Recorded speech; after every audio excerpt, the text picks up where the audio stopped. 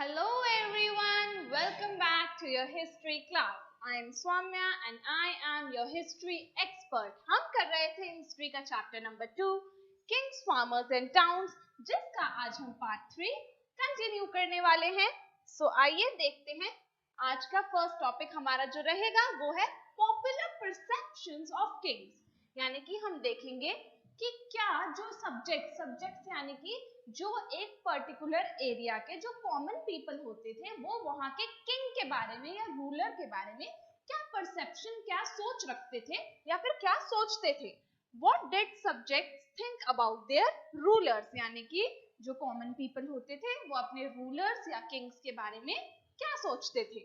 Historians have tried to answer this by examining stories contained in anthologies such as Jatkas and Panchtantra. अब पिछले time में जो stories लिखी जाती थी जैसे कि जटका या पंचतंत्र हो गए, उनको पढ़ के हमारे जो हिस्टोरियंस हैं उन्होंने इस क्वेश्चन का आंसर देने की कोशिश करी है कि जो पिछले टाइम में जो कॉमन पीपल होते थे वो अपने रूलर्स के बारे में क्या सोचते थे. Many of these stories probably originated as popular oral tales, यानी कि oral tales मतलब जो कि मुंह से बोल के सुनाई जाती हैं ऐसी स्टोरीज. तो पिछले टाइम में ज्यादातर स्टोरीज ओरल फॉर्म में सुनाई जाती थी, that were later committed to writing, और फिर उन टेल्स को, ओरल टेल्स को रिटन फॉर्म में लाया गया. The Jatkas were written in Palli. अब जो जटका टेल्स होती थी, ये जो स्टोरीज होती थी जिनको जटका बोलते थे, ये कौन सी लैंग्वेज में लिखी जाती थी? पल्ली में. Around the middle of the first millennium. One story known as the Gandatindu Jataka. अब एक स्टोरी का क्या नाम है? गंटा टिंडू जटका, जिसमें क्या बताया है?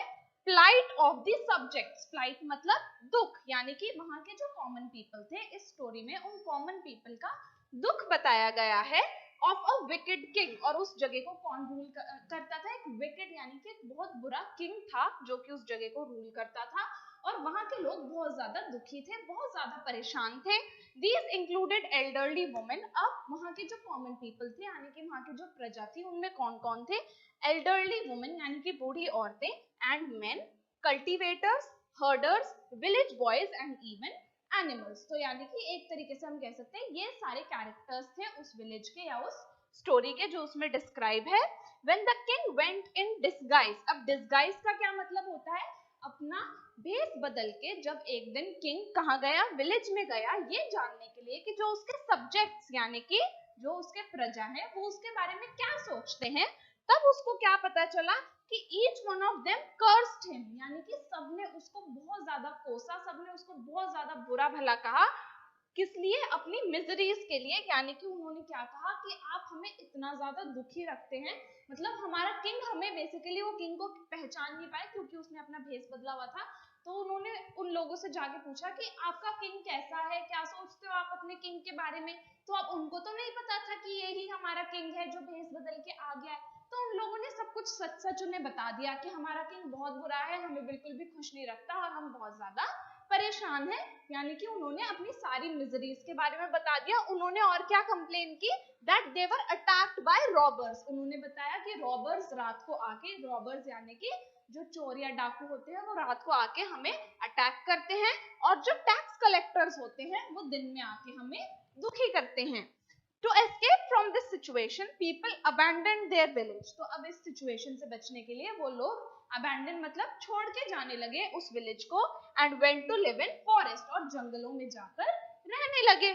And this story indicates, अब जैसे हमें इस स्टोरी से क्या पता चलता है? किंग और उसके सब्जेक्ट्स यानी कि कॉमन पीपल के बीच में जो रिलेशनशिप था वो हमें पता चलता है, specially of the rural population could often be strained. Kings frequently tried to fill their coffers. इससे हमें क्या पता चलता है कि जो वहाँ की रूरल पॉपुलेशन होती थी, कॉमन पीपल होते थे, वो कितने ज्यादा दुखी रहते थे अपने किंग से, क्योंकि उस टाइम पे किंग क्या करते थे? अपनी जेबें भरने की कोशिश करते थे, उनसे ज्यादा से ज्यादा टैक्स कलेक्ट करके, हाई टैक्स कलेक्ट करके.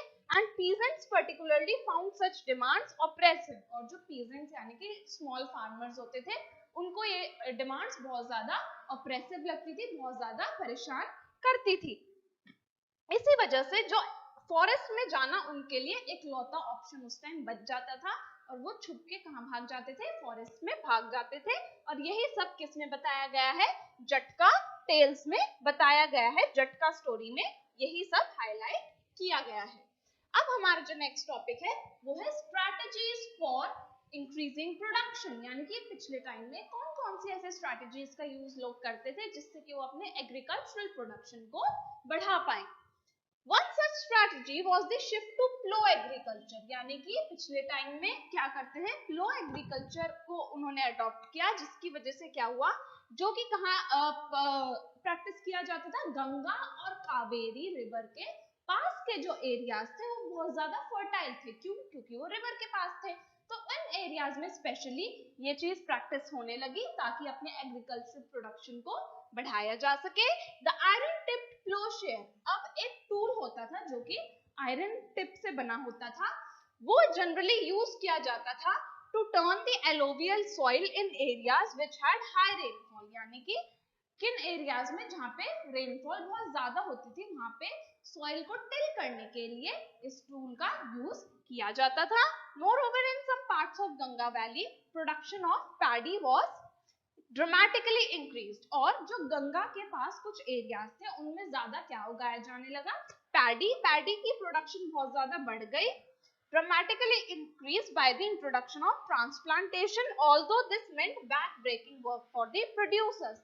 लेकिन जो ये पैडी की प्रोडक्शन बढ़ी उसके साथ साथ जो प्रोड्यूसर्स थे उनका लिए उनका जो काम था वो बहुत ज्यादा मुश्किल हो गया। बैक ब्रेकिंग मतलब वो बहुत ज्यादा थकना शुरू हो जाते थे। Another strategy adopted to increase agricultural production was the use of irrigation. उसके अलावा प्रोडक्शन को इंक्रीज करने के लिए और किसका यूज किया जाने लगा, बेटर इरिगेशन फैसिलिटीज का, किसके थ्रू, वेल्स और टैंक्स के थ्रू, और उस टाइम पे कैनाल्स इतना ज्यादा कॉमनली यूज नहीं किए जाते थे।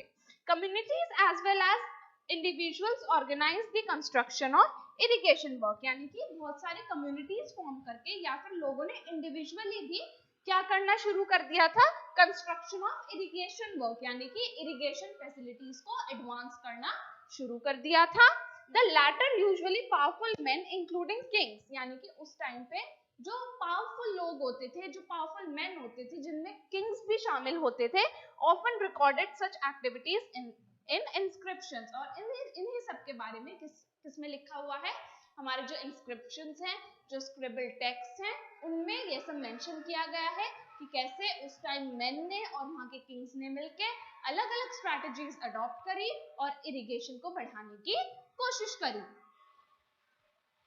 अब बात करते हैं डिफरेंसेस इन रूरल सोसाइटी की। पिछले टाइम में जो रूरल सोसाइटी होती थी उनमें क्या क्या डिफरेंस एग्जिस्ट करते थे।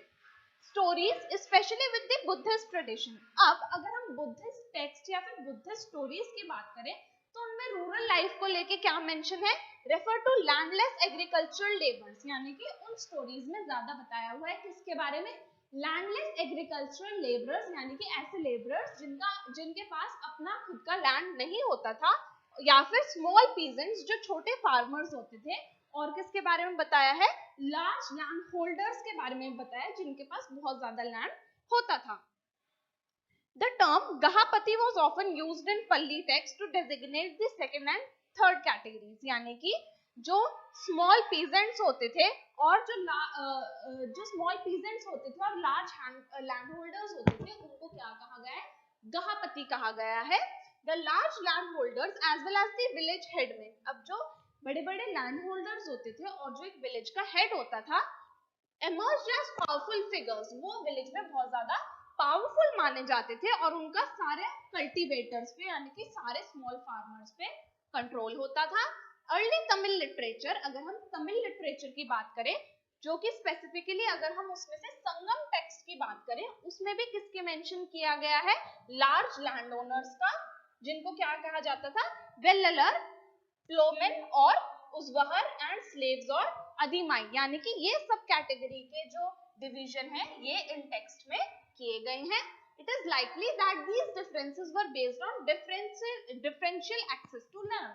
अब ये जो लैंड ओनर हो गया, कोई था लैंड ओनर, कोई था कल्टीवेटर, और ये जो डिफरेंस एग्जिस्ट करता था ये किस टर्म्स पे करता था, on the basis of access to land, यानी कि जिसके पास जितना लैंड होता था वो उतना ज्यादा पावरफुल माना जाता था in terms of social status as well as economic status, labour and some of the new technologies. उसके अलावा जो लोग न्यू टेक्नोलॉजी को प्रैक्टिस करके अपना एग्रीकल्चर करते थे उनको ज्यादा पावरफुल माना जाता था। अब बात करें अगर हम गहापति, गहापति किसे कहते थे? अ गहापति वाज द ओनर, मास्टर और head of the house hold, यानी कि किसी घर का जो एक ओनर होता था या मास्टर होता था जिसका सारा कंट्रोल होता था उस घर की सारी चीजों पे या लोगों पे, उसको क्या कहा जाता था? गहापति कहा जाता था। Who exercise control over women, यानी कि उस घर की वुमेन, चिल्ड्रन, स्लेव्स यानी कि नौकर और जितने भी वर्कर्स होते थे वो सब एक ही रेजिडेंस में रहते थे और उन सबके ऊपर जो रूल करता था वो कौन होता था? गहापति। He was also the owner of the resources. उसके अलावा जितनी भी रिसोर्सेज होती थी वहां की, जैसे कि लैंड हो गया, एनिमल्स हो गए या फिर जो बाकी बिलोंगिंग्स होती थी उन लोगों की, उन सबका ओनर कौन होता था? गहापति होता था। That belonged to the household. Sometimes the term was used as a marker of status for men. इसके अलावा ये जो टर्म है गहापति, इसको किसी एक मेन के स्टेटस को डिस्क्राइब करने के लिए भी यूज किया जाता था जो कि अर्बन एरिया से बिलोंग करता था। उसके अलावा जो वेल्दी मर्चेंट्स होते थे, यानी कि बहुत अमीर मर्चेंट्स होते थे, उनको भी गहापति बोला जाता था। अब बात करते हैं land grants and new rural elites, यानी कि कौन कौन से नए नए लैंड ग्रांट्स देखे गए। From the early centuries of the common era, we find grants of land being made, यानी कि जब से अर्ली सेंचुरी स्टार्ट हुई है तब से हमने देखा है कि कोई कोई लैंड ग्रांट आते रहे हैं सोसाइटी के अंदर।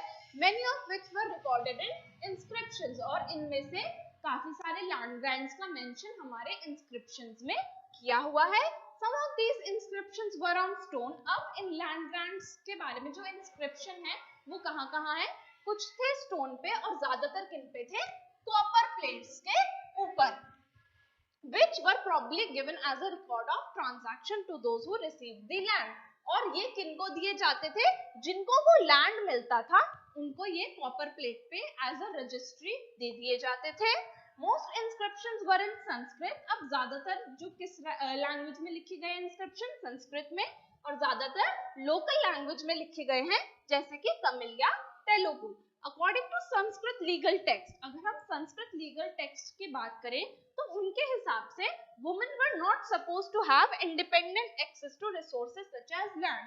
तो यानी कि इन टेक्स्ट में क्या लिखा गया है कि उस टाइम पे वुमेन का कोई राइट नहीं होता था इन रिसोर्सेज पे, जैसे कि लैंड हो गया तो लैंड पे वो इंडिपेंडेंटली ओनरशिप नहीं कर सकती थी उस टाइम पे। The inscription also give us an idea about the rural population. उसके अलावा ये जो स्क्रिबलिंग्स हैं या इंस्क्रिप्शंस हैं इनसे हमें ये भी पता चलता है कि उस टाइम के रूरल लाइफ या रूरल पॉपुलेशन कैसी थी, जैसे कि ब्राह्मण्स हो गए, पीजेंट्स हो गए, as well as other expected to provide a range of produce to the king and his representatives. अब ये जो भी प्रोड्यूस करते थे उस टाइम के लोग अपने लैंड पे, जो कुछ भी प्रोडक्शन होती थी उसका कुछ पार्ट इन्हें किसको देना पड़ता था?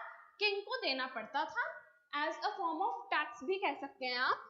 And according to the inscription, they would have to obey new lord of the village, यानी कि जो भी उस टाइम पे उस विलेज का किंग होता था उसके सारे ऑर्डर्स को इन्हें ओबे करना पड़ता था, and perhaps pay him all the dues, और जितने भी इनके प्रोडक्शन से पैसा आता था वो सारा किंग को इन्हें देना पड़ता था।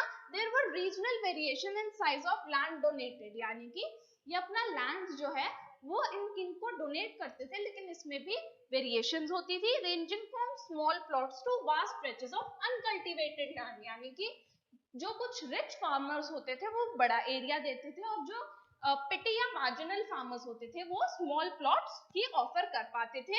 And the rights given to donees the recipients of the grant. Some feel that land grants were a part of strategy adopted by rural lineages to extend agriculture to new areas. अब जो कुछ historians हैं वो ये मानते हैं कि ये जो लैंड इनसे लेते थे वो एक स्ट्रैटेजी के तहत लेते थे ताकि वो अपना जो लैंड एरिया है उसको इंक्रीज कर सके।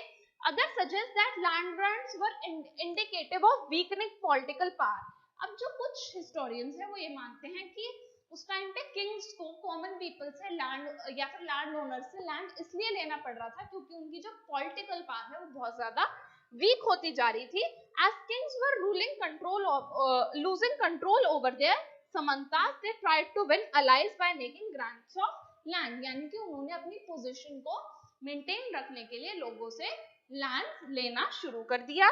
Land grants provide some insight to the relationship between cultivators and state.